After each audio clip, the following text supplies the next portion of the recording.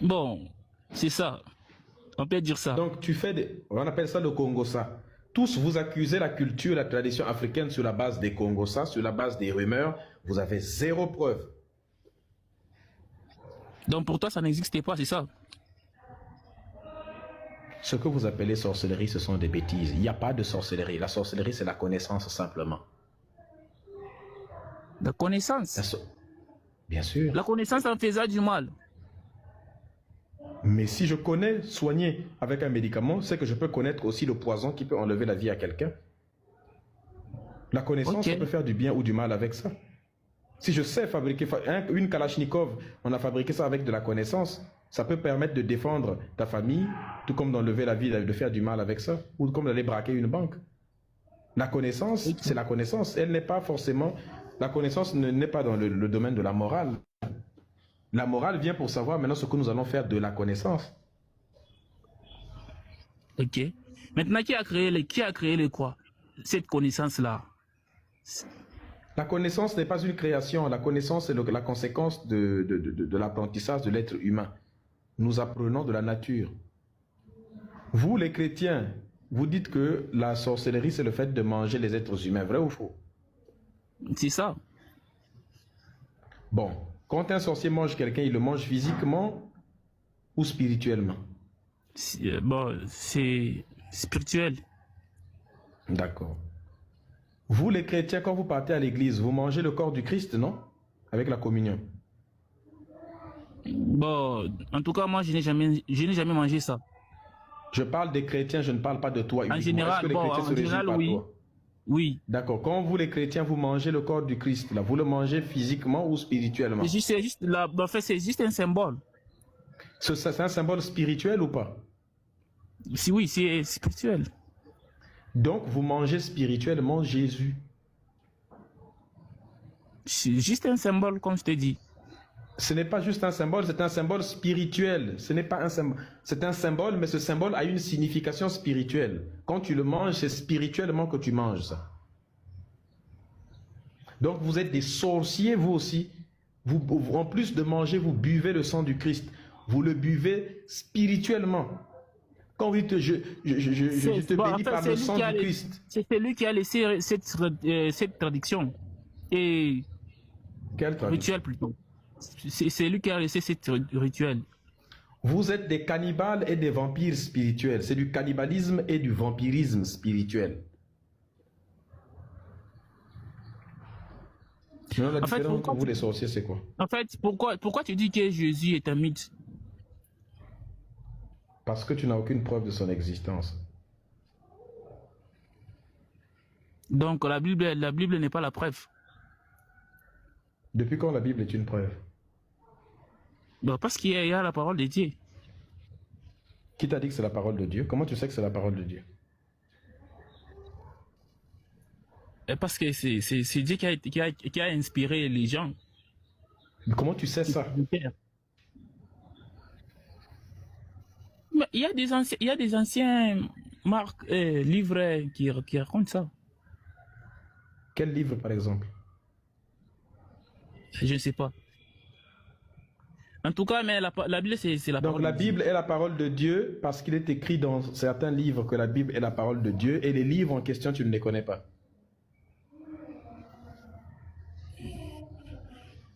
Moi, j'aimerais savoir pourquoi tu dis d'abord ça. Comment tu sais que la Bible est la parole de Dieu? Pourquoi toi tu dis ce que tu dis? Pourquoi la Bible n'est pas la parole de Dieu? Par des réponses, non pas par des questions, sinon je vais te faire descendre. On te pose des questions, donne des réponses au lieu de me donner d'autres questions. Bon, en ce genre, je n'ai pas de preuves. Mais comment tu as su que la Bible... Qui t'a dit que la Bible est la parole de Dieu? À l'église? Voilà. À l'église, on t'a dit que c'est la parole de Dieu, alors tu as grandi avec l'idée que c'est la parole de Dieu sans jamais remettre ça en question.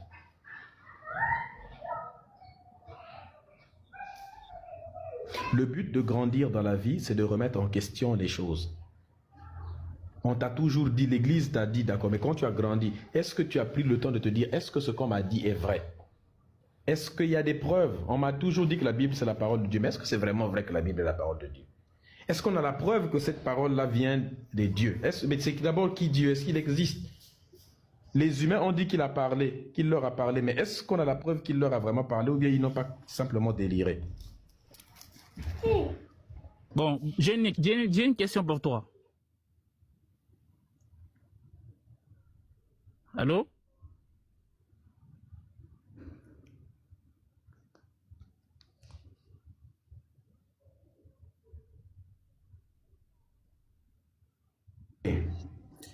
J'ai une question pour toi. Pourquoi tu dis que Dieu est la nature? Dieu, c'est la nature plutôt. Parce que Dieu, c'est la nature, quoi, frère. Qu'est-ce qui prouve? Qu'est-ce qui prouve quoi? Que Dieu est la nature.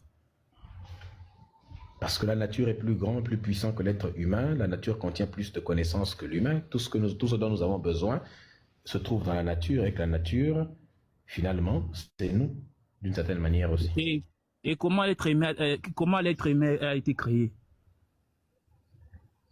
L'être humain n'a pas été créé. L'être humain est le résultat d'un rapport sexuel.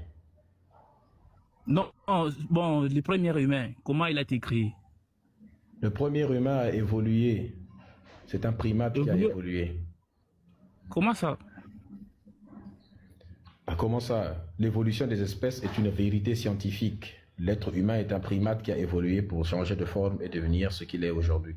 Son cerveau a évolué, ses membres ont évolué, se sont adaptés à son environnement au fil du temps. On a plein d'ossements, des espèces intermédiaires entre l'humain et le premier, si on peut dire ça comme ça. Ok.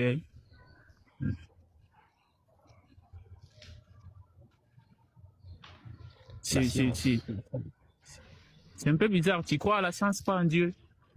On ne croit pas en la science. La science est une vérité. Elle n'a pas besoin d'être crue. Si tu peux prouver que c'est faux, on t'attend. Tu deviendras le prochain prix Nobel si tu arrives à prouver que l'évolution est fausse. Non, c'est toi qui crois en ça.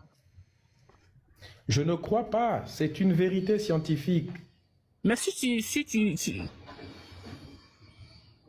Dans la vie, si tu n'acceptes pas quelque chose, tu dois pouvoir prouver le contraire. Vous, les Africains, on vous a trop habitués. Vous avez la facilité à réfuter quelque chose. Si vous voulez vous faire respecter demain, quand vous refutez quelque chose, apportez les preuves du contraire. Tu n'es pas d'accord avec la théorie de l'évolution, va étudier, deviens un grand généticien et donne les preuves génétiques qui démontrent que c'est faux. Démontre que tous ceux qui ont donné des preuves génétiques avant pour prouver que l'évolution est vraie, démontre par des calculs, par des expérimentations qu'ils ont tort, démontre-les un par un, et puis sors-nous, n'est-ce pas, des calculs, des études scientifiques précises à la place, le monde entier va te respecter. Mais se contenter de dire que ouais, l'évolution c'est faux. L'autre qui viendra avec toi, les enfants des Blancs, quand ils viendront avec des preuves scientifiques pour venir vous ridiculiser sur des débats. Et vous, vos enfants seront toujours en train de lire la Bible, le Coran, des livres bêtes, en train de réfuter les choses sans preuve. Vous voulez qu'on se fasse respecter dans le monde qui arrive de demain. Les autres forment leurs enfants en sciences pour qu'ils imposent le respect. Vous, vous formez vos enfants dans les écoles coraniques et dans les écoles religieuses. Nos enfants vont se faire ridiculiser demain matin. Vous n'êtes pas d'accord avec ce que l'évolution dit, prouvez-le avec des faits. Les autres, quand ils disent que c'est l'évolution des espèces, on a des preuves biologiques, on a des preuves scientifiques, c'est-à-dire qu'on a des preuves archéologiques, on a des preuves paléontologiques, on a des preuves génétiques, on a des preuves dans tous les domaines. De nous donner une preuve de l'existence de ton Dieu. Si tu n'es pas capable de prouver que ton Dieu a une réalité, c'est que ton Dieu est un mythe. Giza, je ne suis pas scientifique. On demande des preuves à des scientifiques, à des archéologues, à tout ce que tu veux, à des chercheurs. Je suis croyante. D'accord? La croyance n'est pas faite pour prouver. J'espère que la foi, c'est tout. Ne me demande pas de te prouver que ton arrière-grand-père, il était, je sais pas quoi, charpentier. Ça ne m'intéresse pas, je suis croyante. Je fais que croire. Est-ce que tu peux lire le mot croire? Ok, super. Maintenant, quand je vais te définir le mot, tu vas dire, mais c'est selon quel dictionnaire? Croire. Tu me définis. Croire, selon la définition biblique, c'est avoir confiance en Dieu. Non, c'est pas ça, c'est pas possible. Ce n'est pas la Bible qui a inventé le mot croire. Le mot croire existe déjà. Oui. Je t'explique. Ce n'est pas ça, croire. Oui. Je te donne la définition du mot croire. Ok. Croire, ça veut dire accepter ou affirmer qu'une chose est une vérité absolue sans avoir d'éléments de réalité, c'est-à-dire des preuves. Déjà, c'est quoi la finalité de croire? La finalité de croire, c'est de satisfaire la psychologie humaine, c'est de satisfaire l'ignorance de l'être humain. En gros, croire, c'est tromper le cerveau humain. C'est donner quelque chose au cerveau de l'être humain en attendant qu'il trouve la connaissance. C'est quand l'humain affirme qu'une chose est vraie alors qu'il n'a pas de véritable connaissance, qu'il n'a pas de preuve. La preuve, par exemple, c'est que vu que tu ne sais pas ce que c'est que Dieu, eh bien tu te comportes comme une croyante. Tu ne sais pas ce que c'est que Dieu et donc tu ne peux pas prouver ce que c'est que Dieu. Et comme tu ne peux pas prouver ce que c'est que Dieu, alors tu nous dis, Dieu ne peut pas être prouvé, Dieu il est dans le domaine du spirituel. Parce que tu ne sais pas ce que c'est. Le jour où tu sauras ce que c'est que Dieu, tu pourras, on dit souvent que ce qui se conçoit bien s'énonce clairement et les mots pour le dire viennent aisément. Si quelqu'un n'a aucun mot pour dire aisément ou énoncer clairement ce qu'il est dans son cerveau, c'est qu'il n'a rien dans le cerveau en réalité. Ou alors que ce qu'il a dans le cerveau n'est pas de la connaissance, c'est de l'ignorance. Si tu ne peux pas dire ce qui est Dieu, qu'est-ce qu'il est, si tu ne peux pas donner des preuves de son existence, c'est parce qu'en réalité, tu ne sais pas ce que c'est. Et si tu ne sais pas ce que c'est que Dieu, c'est parce que depuis ton enfance, on ne te l'a jamais appris. On t'a simplement récité un certain nombre de phrases qu'on a ramassées dans un livre et on t'a demandé d'y croire. Et à chaque fois que tu vas à l'église, on te demande d'adhérer à ce que le pasteur dit, d'adhérer à ce qui est écrit dans la Bible sans requérir ton cerveau. On n'a pas besoin de ta critique. On n'a pas besoin de ton analyse, on n'a pas besoin de ta réflexion. Parce que si tu essaies de critiquer, d'analyser, de réfléchir, de remettre en question, eh bien tu tombes dans un péché parce que la Bible dit qu'on pêche même en parole, en pensée, en acte. Donc même en pensée, tu peux pécher. Tu n'as pas le droit de penser le contraire de ce que Dieu dit dans la Bible parce que c'est un péché. Donc on est venu mettre un cadenas, un verrou dans ton cerveau. La croyance n'est pas de la connaissance. Donne le verset qui dit que si tu crois, si tu refuses de croire ou si tu dis comme quoi, oui, c'est pas vrai, c'est un péché. Tu peux donner le verset, s'il te plaît? Heureux les pauvres d'esprit, car le royaume des cieux leur appartiendra. La pauvreté d'esprit, c'est l'ignorance. Celui qui est pauvre d'esprit, l'esprit, c'est l'intelligence, c'est la connaissance. Quand quelqu'un est pauvre d'esprit, c'est-à-dire que c'est celui qui est ignorant. La Bible dit que il est plus facile pour un... non, là c'est pour la pauvreté. La Bible dit que si tu es pauvre d'esprit, c'est-à-dire que tu n'as moins d'intelligence, tu rentreras dans le royaume des cieux. Madisa, tu as dit refuser d'accepter une réalité de la Bible, pour nous, c'est un péché. Puis Justement, oui. Est-ce qu'un Dieu bienveillant qui est amour peut dire aux gens allez déjà les bébés?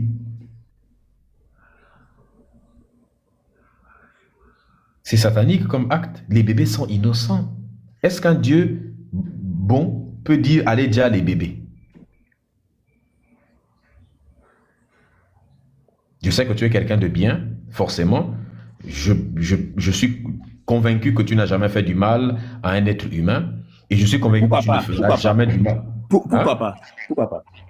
Je ne pense pas que tu es déjà quelqu'un. Parce que Dieu dit, c'est moi qui donne la vie, c'est moi qui compte la vie. Est-ce que tu as déjà une personne?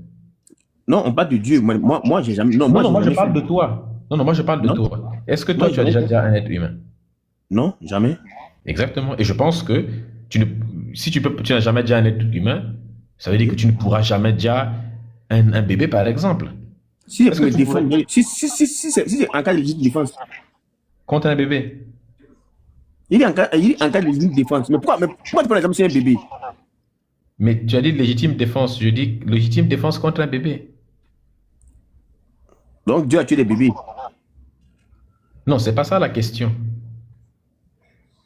C'est quoi la question? La question c'est est-ce que toi tu pourrais déjà un bébé? Non, pourquoi? Il n'est pas déjà un bébé. Exactement. Est-ce que tu pourrais être d'accord avec le fait de déjà des bébés? Non. Jamais de la vie. Est-ce que tu pourrais prier un Dieu qui demande de Dia les bébés? Si je peux prier un Dieu qui demande déjà les bébés. Étant donné que toi-même, tu dis que tu ne peux pas Dia les bébés et que tu sais que c'est pas bien de Dia les bébés. Naturellement, est-ce que tu ne peux pas prier un Dieu qui Dia les bébés? Pourquoi pas? Mais tu ne peux pas dire que Dia les bébés c'est mauvais et puis tu pries un Dieu qui autorise de Dia les bébés. Parce que le Dieu à qui moi je crois, le Dieu à qui moi je crois, dit celui qui donne la vie, celui qui ôte la vie. Et donc? Moi je crois, il est le tout-puissant, il fait ce qu'il veut. Mais est-ce que c'est bon de Dia les bébés? Si c'est sa volonté, moi je dis amen à ça. Non, ce n'est pas ça. Est-ce que c'est un acte bien? Ôter la vie? Non. Au bébé. Non. Est-ce que le fait d'ôter la vie au bébé, c'est mal de façon absolue? C'est mal, c'est mal. Est-ce qu'il y a des points positifs dans ça? Ôter la vie déjà les bébés? Oui, déjà les bébés. Est-ce qu'on peut trouver, il y a des contextes dans lesquels ça peut être bien de déjà les bébés? Non. Exactement. Il n'y a aucun contexte. N'est-ce pas? Oui. Donc ça veut dire que toi, tu es contre le fait de déjà les bébés, peu importe le contexte. Je suis contre. Exactement. Maintenant, si tu apprends que ton Dieu a autorisé de déjà les bébés, tu vas continuer à le prier? Mon Dieu que j'adore actuellement là. Oui. Oui. J'ai dit si tu apprends. Oui. Mais pourtant, tu as dit que déjà les bébés, c'est mauvais, peu importe le contexte. Mais parce on peut quoi sa volonté? Il est le tout-puissant. Il fait ce qu'il veut. C'est pas parce qu'il a donné qu'il a déjà les bébés qu'il n'y a plus le prier. Mais tu n'as pas de principe finalement. Un homme qui a des principes, il dit, moi, mon principe, c'est qu'on ne fait pas de mal au bébé. Et je ne pourrais être jamais d'accord avec quelque chose qui autorise de dire les bébés. Donc, ce qu'on a fait en conclusion... En étant cohérent dans ta vie, c'est comme ça qu'il faut être cohérent. Si tu es cohérent dans la vie, moi, je suis cohérent dans la vie. Si je sors avec une fille et que j'apprends que cette fille-là a déjà des bébés, j'arrête immédiatement. Je ne peux pas sortir avec quelqu'un qui a déjà des bébés. C'est pas possible. Si je prie un Dieu qui a des bébés, j'arrête automatiquement. Dès qu'il y a déjà des bébés quelque part, je suis plus dedans là-bas. Si je suis ami avec quelqu'un qui a déjà des bébés, j'arrête l'amitié. Parce que déjà les bébés, c'est mal. C'est comme ça, on appelle ça être quelqu'un de logique, un homme de principe. Avoir de cohérence. Est-ce que tu es un homme de principe, Rico? Je suis un homme de principe. Donc, comme tu es un homme de principe, dans tes principes, déjà les bébés, c'est mauvais, c'est horrible et rien ne peut, tu ne pourrais jamais être d'accord avec ça. N'est-ce pas? Oui. Sauf que dans la Bible, ton Dieu autorise déjà les bébés. Étant donné que pour toi, hein? Je dis amen. Tu dis amen? Oui. Si c'est mon Dieu qui l'autorise, je dis amen. Tout ce qu'il fait, je dis amen. Si Dieu te demande... Même si je ne suis pas d'accord avec, je n'ai pas le choix. D'accord. Si Dieu te dit, Rico va déjà les bébés, est-ce que tu vas le faire? S'il m'a donné l'ordre. Si l'ordre vient de lui, oui, il le ferait. Même si c'est toute une école... En toute sincérité. Même si c'est toute une école maternelle, tu peux aller déjà toute une école maternelle. Même si c'est l'hôpital. Même à l'hôpital des nouveau-nés. Même à l'hôpital. Si mon Dieu m'a ordonné de le faire, je le fais. Wow.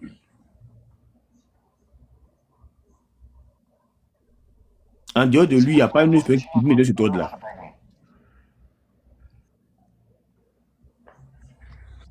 Les gens qui vous font croire des absurdités vous feront commettre des atrocités.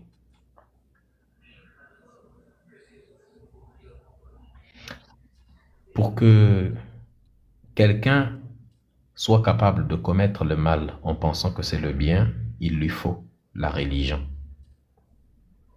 La religion est un outil idéologique qui est capable de changer le sens de la réalité, faire passer pour bien ce qui est mal. Avec la religion, on peut légitimer tous les maux qui existent. On peut donner du sens à un génocide. On peut légitimer un génocide. La pire barbarie qui puisse exister, on peut la légitimer avec la religion. Si ton Dieu te demande de dire à ton propre enfant, est-ce que tu vas le faire, de sacrifier Je ton le, propre enfant? je le fais. Mais Abraham l'a fait, non? Abraham était sur le point de le faire, non? Mhm. Abraham était sur le point de tuer son fils unique. Alors là. Le truc, c'est que dans la vie, parfois, il arrive des choses qu'on appelle des hallucinations. C'est-à-dire que quelqu'un vit des hallucinations ou subit un trouble mental qui fait qu'il a l'impression que Dieu lui parle, mais en fait, c'est pas Dieu qui lui parle. Ça arrive beaucoup. Le seul problème, c'est que si cette personne était déjà convaincue avant que si Dieu me demande de commettre un acte horrible, je suis capable de le faire, le jour où cette personne subira, par exemple, une hallucination, et que dans son hallucination, son cerveau lui joue des tours et son cerveau se fait prendre pour Dieu et lui dit va déjà les bébés, cette personne peut le faire. C'est exactement ce qu'a fait une femme. Tu vois, elle a déjà trois de ses enfants, elle était convaincue que c'est Dieu qui lui a dit. Tu vois, mais tu vois les exemples que tu prends là, les exemples que tu prends là, ça nous fait passer pour des gens qui sont, je ne sais pas comment tu le dis, et tu prends des exemples qui sont vraiment, je ne sais pas comment, bizarres au fait. Tu comprends un peu, tu es un peu bizarre. Non, ce que je dis est vrai. Non, ce que je dis est vrai. Hein. C'est juste ça, non, tu connais, c'est tous ces petits paramètres, tu te bats que Dieu n'existe pas. Hein. C'est juste tous ces petits paramètres, là, tu te bats que Dieu n'existe pas. Mais ce que tu viens de dire, par exemple, c'est ce qui illustre vraiment le fait d'être religieux.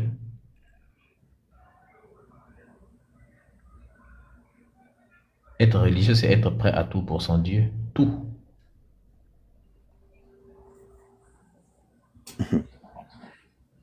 Ça veut dire que il y a rien que tu... Si Dieu te dit déjà ta femme, tu vas le faire. Déjà ton enfant, tu vas le faire. Mais pourquoi tu prends ces exemples-là? Pourquoi tu prends des exemples qui sont négatifs? Pourquoi tu penses que le Dieu que nous on adore là, c'est forcément ces attaques, tous les actes qui sont dans la Bible qu'il a posé là, il y a toujours eu un sens. Parce qu'il a déjà demandé de déjà des enfants, il a déjà demandé aux gens des bébés. Oui. T'as le passage? Bien sûr. Donne-moi le passage, Yehova. 1 Samuel 15, 3. 1 Samuel 15, verset 3.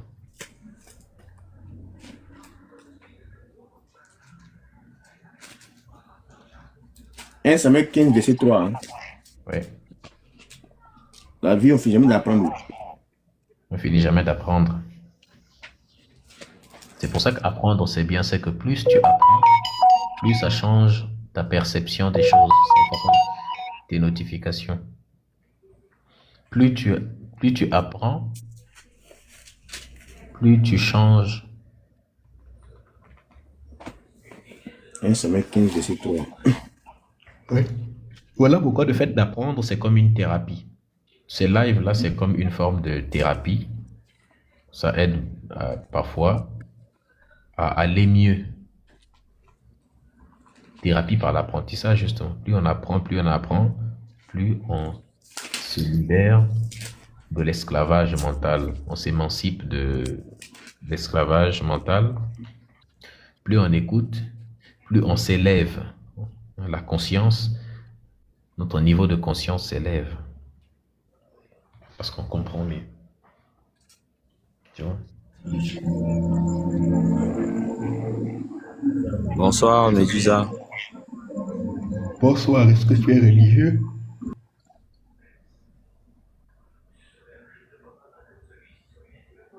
Est-ce que tu es religieux? Rico, tu as trouvé le verset? J'ai trouvé le verset, ouais. Lis.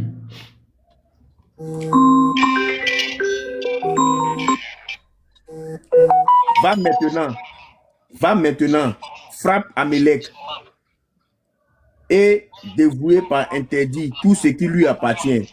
Tu ne l'épargneras point et tu feras mourir hommes et femmes.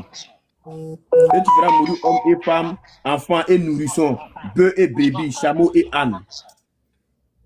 Enfants et nourrissons, oui. Tu es d'accord avec Dieu là?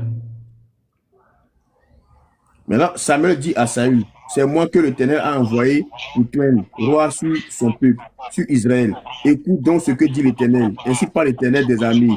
Je me souviens de ce qu'Amalek fit à Israël. Ici, on parle d'Amalek. Mais tu sais, est-ce que tu sais ce qu'Amalek a fait à Israël? Peu importe. Non, c'est ça que tu dis là. Quand il y a une guerre là, tout le monde subit les conséquences. Mais ça, c'est une vengeance. Mais qu'est-ce qu'il a fait? Est-ce que Dieu se venge? Mal. Donc, Dieu permet qu'on se venge sur les enfants des gens. Je te dis, si tu te bases, mais c'est que c'est pas, il y a un truc qui s'est passé pour que Dieu donne cette ordre-là. Exactement, mais ce qui s'est passé là, ce ne sont pas les enfants qui ont commis ça. Est-ce que ta chasse va de ce qu'Amérique a fait? Peu importe ce qu'Amalek a fait. Peu importe. Peut-être qu'en Israël, il a su massacrer des juifs, il a massacré des enfants, même chose. Rico, est-ce que tu es d'accord avec le fait de se venger sur des enfants, sur ce que leurs parents auraient fait? Si l'ordre vient de Dieu, est-ce que Dieu moi, si Dieu m'envoie, si Dieu m'envoie de faire une mission, j'ai fait la mission tranquillement. Je suis qui pour contester sa volonté? Mais Dieu n'est pas un Dieu de désordre, non? N'est pas un Dieu de contradiction, normalement. Dieu ne se contredit jamais. Lis Ézéchiel, Exode chapitre 34. Non, Ézéchiel 18, pardon.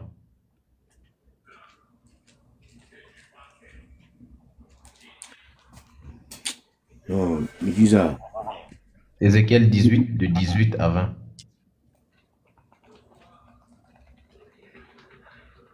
Ézéchiel 18 à 20.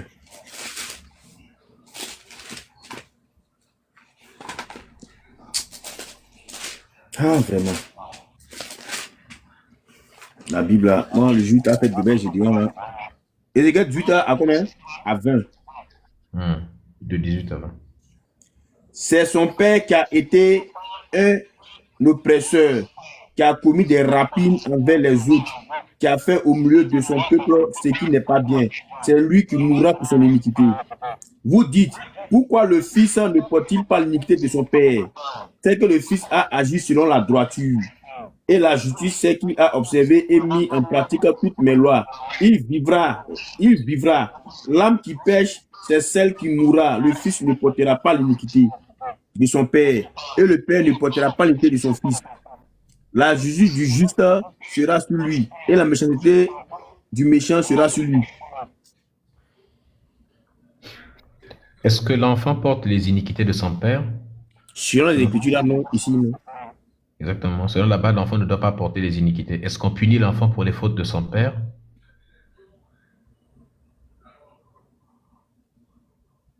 Selon ce que tu as lu? Selon cette Écriture-là, Mais dans le livre de Samuel. l'âme qui pêche, c'est celle qui mourra. Le fils ne portera pas l'iniquité. Exactement. Dans le livre de Samuel, Dieu a demandé à Samuel d'aller punir les enfants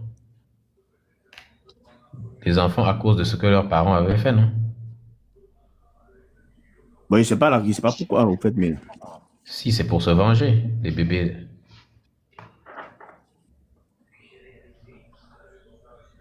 Du coup, Ouais.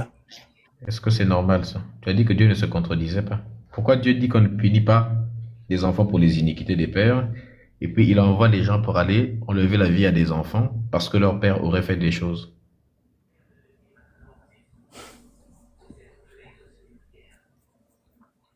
Ouais.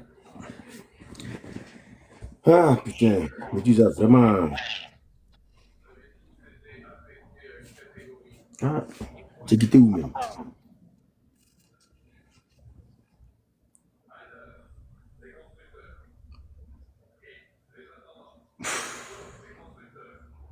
Tous ces versets-là, je vais les méditer. Je vais essayer de faire des recherches pour bien comprendre.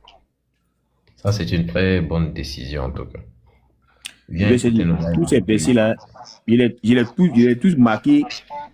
Je vais bien lire ça. Et puis, pour des questions à les hommes de Dieu qui sont un peu bien avancés, j'espère que j'aurai des réponses et je vais revenir. Il faut venir en tout cas nous écouter de temps en temps. Oui, Pas du coup, facile, ça joue. Hein. voyez, hein. Il faut venir nous écouter de temps en temps. Tu vas découvrir que il y a plein de choses